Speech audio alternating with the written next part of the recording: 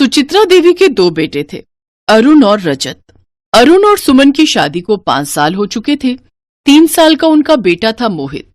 सुमन जब से शादी होकर आई थी तब से उसे ही हमेशा महत्व मिलता रहा। कहीं आना जाना, किसी की शादी, लेना देना, घर में हर चीज के लिए सुचित्रा देवी सुमन से ही पूछती थी और सुमन को ही भेजती थी। घर के खर्चों में भी सुमन ही ध्यान देती थी।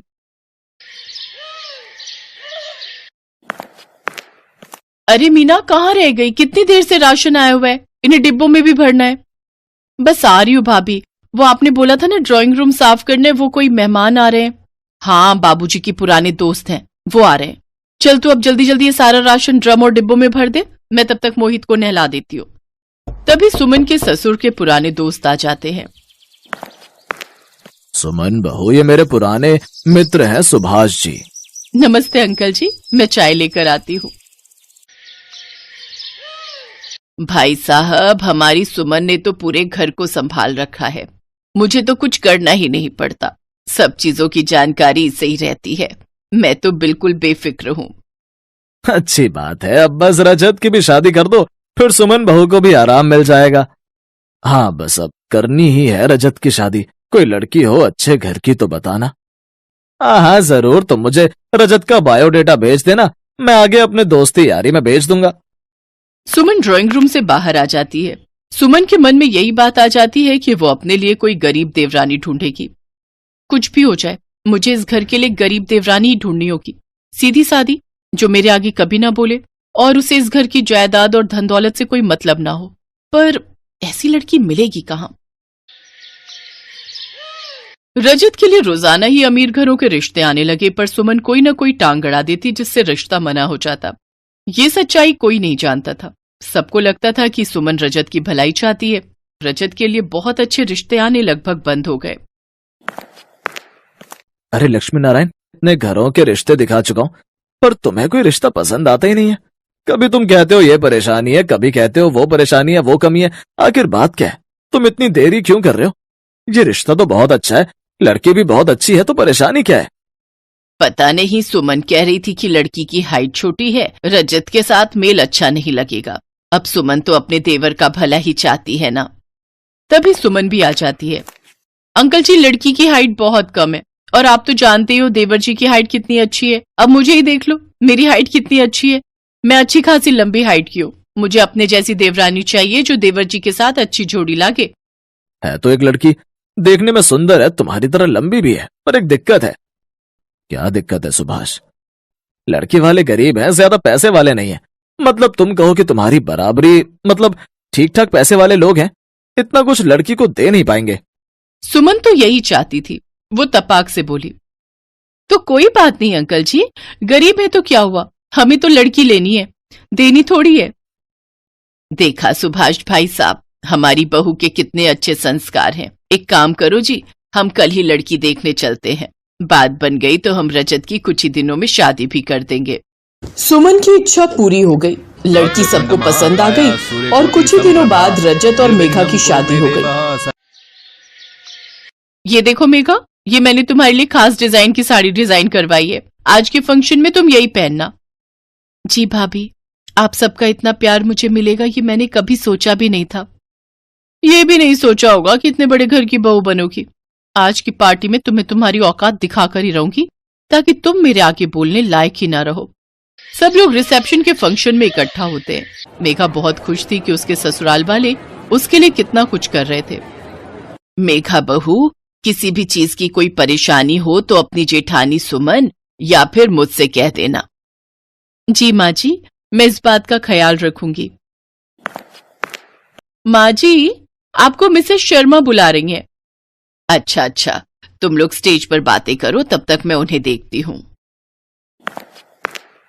वैसे ऐसा ऐशो आराम, इतने महंगे महंगे कपड़े और गहने शायद तुमने अपने मायके में तो देखे नहीं होंगे, क्योंकि तुम तो बहुत गरीब परिवार से आई हो ना।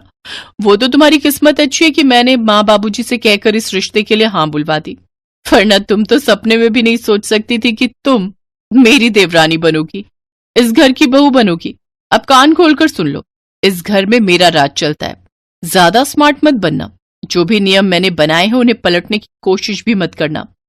सुमन की बातें सुनकर मेघा की आंखों में आंसू आ जाते हैं। उसकी शादी को अभी 2 ही दिन हुए थे कि अचानक सुमन ने उससे इस तरह से बातें करनी शुरू कर दी, जबकि इसमें मेघा की कोई गलती नहीं थी।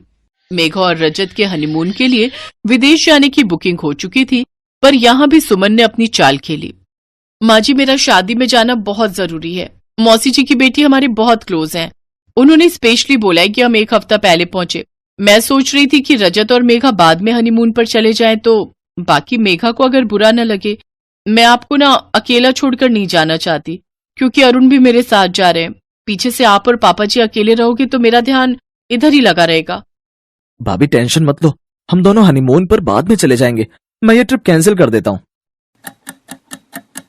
क्या हुआ सुमन, तुम शादी में नहीं जा रही हो? शादी कैंसिल क्यों हो गई? माँ जी, वो लड़के वाले बड़े लालची थे। मौसी जी को घर पसंद नहीं आया तो उन्होंने शादी खुद ही तोड़ दी। मेरी वजह से इन दोनों ने भी अपना हनीमून का प्लान कैंसिल कर दिया और मैं भी शादी में नहीं जा रही। मुझे तो सचमुच बहुत बुरा लग रहा है। कोई बात नहीं भाभी, अच्छी बात है ना, आप सबके साथ रहने का अवसर इतना मिला ही नहीं है। मैं भी आप सबके बिना उदास हो जाती। एक काम करो, तुम देवरानी जेठानी कुछ दिन एक साथ रहो, तब तक मैं और तुम्हारी सासू माँ हरिद्वार घुमाते हैं।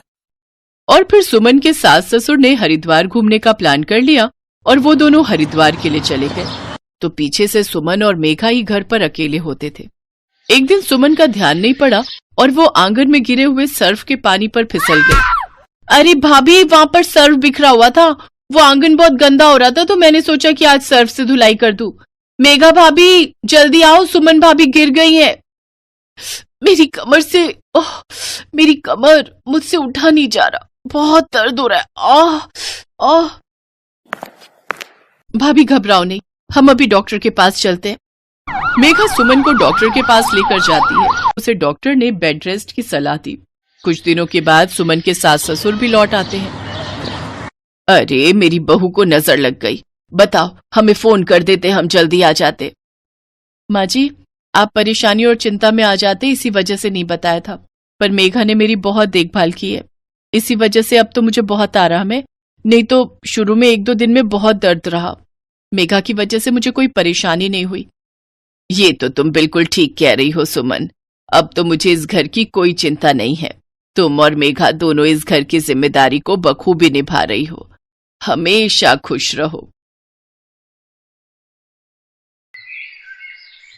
सरिता जानकी देवी की बड़ी बहू, जिसे जानकी देवी गंवार समझती हैं और घर के बाहर के सभी जरूरी कामों से दूर रखती हैं। सपना बहू कहाँ हो? अरे बाजार में आज भीड़ होगी, हम पहले ही लेट हो चुके हैं। आई माँ जी, बस ये अपना न्यू पर्स जो मॉम लंदन से लेकर आई थी ना, वो ले रही थी। माँ जी, आपने वो प्लाजो सूट नहीं पहना जो मैं आपके लिए नया लेकर आई थी। अरे बहू, मुझे साड़ी में ही आराम मिलता है। चलो ठीक है, कल वो पहन लूंगी। अब चले, दिवाली की शॉपिंग के लिए बहुत समय चाहिए होता है। हाँ हाँ चलिए। माँ जी, रात के खाने में दाल चावल और सूखी अरबी की सब्जी बना लूं? अरे गंवार, कहीं जाते समय टोकना जरूरी था। रहेगी तो बिल्कुल गंवार की गंवार ही, बना ले जो बनाना है। माँ जी, सरिता भाभी हमारे साथ दिवाली शॉपिंग पर नहीं जाएंगी? कैसी बातें करती हो बहू, तुम तो मॉडर्न हो। तुम जानती हो तुम्हारी जेठानी गंवार है, इसे कोई अक्ल थोड़ी है बाजार में शॉपिंग करने की। चलो बहुत देर हो चुकी है पहले ही। अरे गुंजन का फोन आ रहा है। हाँ बिटिया, कैसी है तू? मैं ठीक हूँ। हाँ हाँ हाँ, सब ठीक है। अच्छा चल ठीक है, मैं तुझे शॉपिंग से आकर बात करती हूँ। क्या कहा? जरूरी है। हेलो हेलो, कट गया, अब मिल नहीं रहा, आकर कर लूंगी। गुंजन दीदी का फोन था। हाँ, पर अब मिल नहीं रहा। एक काम करते हैं, पहले बाजार हो आते हैं, फिर मैं आकर तसल्ली से बात कर लूंगी। सरिता की आंखों में आंसू आ जाते हैं। उसकी सास और देवरानी मार्केट शॉपिंग करने के लिए चली जाती है। सरिता घर के सारे काम करती है, ऐसा अक्सर ही होता था। सरिता घर के सारे काम अकेले ही करती थी, जबकि उसकी देवरानी को घर का कोई भी काम करना नहीं आता था। फर्क बस इतना था कि सरिता गरीब परिवार से आई थी। वो बेचारी बहुत सीधी सादी थी, जबकि उसकी देवरानी सपना एक अमीर खानदान की लड़की थी। इसीलिए जानकी देवी ने सपना को बहुत सिर पर चढ़ा रखा था। पर सरिता इन सब के लिए कुछ भी नहीं कहती थी। वो स्वभाव की बहुत अच्छी थी। सरिता, तुम नहीं गई माँ के साथ? तुम भी चली जाती। नहीं, वो मेरे सिर में बहुत दर्द था तो मैंने सोचा कि आराम कर लूंगी। फिर घर का काम भी था, इसलिए नहीं गई। आपके लिए और रोटी लाऊं? सरिता, यहाँ बैठो मेरे पास, मैं जानता हूँ माँ तुम्हारे साथ अच्छे से व्यवहार नहीं करती है। तुम कहो तो मैं माँ से बात करूं। कब तक वो तुम्हें घर के बाकी कामों से दूर रखेंगी? और जब से राजेश की शादी हुई है, सपना के आ जाने के बाद तो उन्होंने तुम्हें और परेशान करना शुरू कर दिया है। कोई बात नहीं जी, अभी अभी सपना की नई नई शादी हुई है, कुछ ही महीने तो हुए हैं, अभी उसे आराम करने दो। मुझे पता है सरिता, मन तो तुम्हारा भी दुखी होता है, पर तुम मुझसे कुछ कहती नहीं हो। सरिता खाना बना रही थी, वहीं उसकी देवरानी सास के साथ मिलकर शॉपिंग के सामान को देख रही थी। राजेश, बताओ ना ये जीन्स कैसी लग रही है? माँ जी आप बताओ, ये तो कुछ बोलते ही नहीं है, जब देखो फोन में घुसे रहते हैं। अरे बहू, तू तो पतली पतंग है, तेरे ऊपर तो सब कुछ अच्छा लगता है। वैसे भी हमारी मॉडर्न बहू स्टाइलिश कपड़े पहनती है, किसी से कम थोड़ी है। माँ जी, ये नाइट सूट तो आप पहन लो, मुझे ये कलर पसंद नहीं आया, मैं ये ब्लैक वाला रख रही हूँ। अरे बहू, कैसी बातें करती हो, मैं इस उम्र में नाइट सूट थोड़ी पहनूंगी। एक काम करेंगे, कल वापस करके इसकी जगह तुम कोई और रंग का पसंद करके ले आना। माँ जी अगर आपको हो तो ये सरिता भाभी को दे दूं? अरे पागल है क्या, इतना सुंदर स्टाइलिश नाइट सूट उस गवार पर थोड़ी जचेगा। अरे तू अपनी जेठानी को समझती क्या है, तेरी जेठानी गवार है, उस पर कुछ नहीं जचता। कोई पढ़ी लिखी भी नहीं है, ना उसे पढ़ने ओढ़ने की तमीज है, ना किसी से बात करने की, कुछ नहीं है उसमें समझ। ऐसे कपड़े ऐसा पहनावा तेरे पर ही जचता है, समझी? रख ले इसको, कल बदल कर ले आना। अरे मैं गुंजन को फोन करना तो भूल ही गई, एक बार फोन मिला लेती हूँ, मिस कॉल आई हुई है। हेलो, हाँ गुंजन, तूने फोन किया था? हाँ माँ, कल शाम शिल्पी के ससुराल वाले दिवाली और करवा चौथ का त्योहार देने आ रहे हैं। सासू माँ बोल रही थी कि आप दोनों भाभीयों के साथ सुबह ही आ जाना। हाँ हाँ, ये भी कोई कहने की बात है, शिल्पी हमारी बेटी ही है, हम जरूर आ जाएंगे, सुबह जल्दी ही पहुंच जाएंगे। और तू चिंता मत कर, सपना बहू बहुत मॉडर्न है, वो वहां आकर सारा कुछ संभाल लेगी। जैसा जानकी देवी ने अपनी बेटी को कहा उसका उल्टा ही हुआ। सपना तो मॉडर्न पहनावे में तैयार होकर बस वहां जाकर अपने मोबाइल फोन पर लग गई या फिर इधर उधर बैठकर बतियाने लगी। गुंजन देखती है कि सरिता ने सब कुछ संभाल लिया है। जल्दी जल्दी उसने द्वार पर बहुत ही सुंदर रंगोली बना दी। रसोई में गुंजन की सास के साथ मिलकर सारे पकवान भी तैयार कर दिए, अच्छे से ड्राइंग रूम भी सेट कर दिया। सब कुछ गुंजन देख रही थी, पर मजाल है कि सपना ने एक गिलास इधर से उधर भी रखा हो। शाम को शिल्पी के ससुराल वाले आए, तब भी सरिता ने ही सारे कामों में मदद की। जब वो लोग चले गए तब गुंजन की सास सरिता के पास आई। सरिता बहू, तुम बहुत ही समझदार और संस्कारी हो, तुम्हें घर गृहस्थी की एक एक चीज का बारीकी से पूरा ज्ञान है। शुक्रिया, तुमने आज सब कुछ बहुत अच्छे से संभाल लिया। हमारे यहाँ तो किसी को रंगोली बनानी आती ही नहीं थी, पर तुमने इतनी सुंदर रंगोली बनाई गुंजन के साथ मिलकर, सभी मेहमानों की खूब खातिरदारी की। अब मैं चाहती हूँ शादी के समय भी तुम हमारे साथ ही रहो, तुम यहाँ रहोगी तो मेरी चिंताएं दूर हो जाएंगी। थैंक यू सरिता भाभी, आशीष बोल रहे थे कि सबको आपकी बनाई रंगोली बहुत सुंदर लगी, सब आपकी बहुत तारीफ कर रहे थे। हाँ भाभी, सचमुच आपके आ जाने से मुझे आज बहुत हेल्प मिली है, सब लोग बहुत खुश होकर गए हैं। माँ तुम बहुत लकी हो जो तुम्हें सरिता भाभी जैसी बहू मिली। सबके मुंह से सरिता की तारीफ सुनकर जानकी देवी एक पल के लिए सोचने लगती है कि वो गलत थी, जो हमेशा सरिता को गंवार कहकर उसका अपमान करती रही। पर आज सरिता ने अच्छे से सब कुछ संभाल लिया था। जानकी देवी को अपनी गलती का एहसास हो गया था और वो अपनी गलती को सुधारना चाहती थी। माँ जी, आज आप और मैं मिलकर रसोई में इतना सारा काम कर रहे हैं, सरिता भाभी कहाँ है? मुझे रसोई में बहुत गर्मी लग रही है, मैं थोड़ी देर जाकर सो जाऊं। आज सरिता और अजय घूमने के लिए गए हैं, मैंने उन्हें पिक्चर देखने भेजा है। कितने सालों से वो दोनों एक साथ कहीं घूमने नहीं गए थे, और तुम तो हमेशा राजेश के साथ जाती रहती हो, इसलिए आज तुम घर का काम करो, मैं भी तो कर रही हूँ। अरे दोनों मिलकर करेंगे तो पता भी नहीं चलेगा कि माँ जी को क्या हो गया है। कल तक तो सरिता भाभी को गंवार कहती थी, मेरे आगे पीछे डोलती थी, आज उल्टा ही चल रहा है। अब क्या करूं, इन्हें खुश करने के लिए मुझे काम करना ही पड़ेगा, वरना इनका कोई भरोसा नहीं कि कब मेरे पीछे। क्या हुआ सपना बहू, तुमने कुछ कहा? नहीं नहीं, कुछ नहीं माँ जी। उस दिन के बाद जानकी देवी ने अपनी दोनों बहुओं के बीच में फर्क बिल्कुल खत्म कर दिया। वो जितना प्यार और सम्मान सपना को देती थी, उतना ही सरिता को भी देती थी। ये सब देखकर सरिता बहुत खुश थी। जिस प्यार और सम्मान की वो आशा करती थी, आज उसे वो मिल गया था।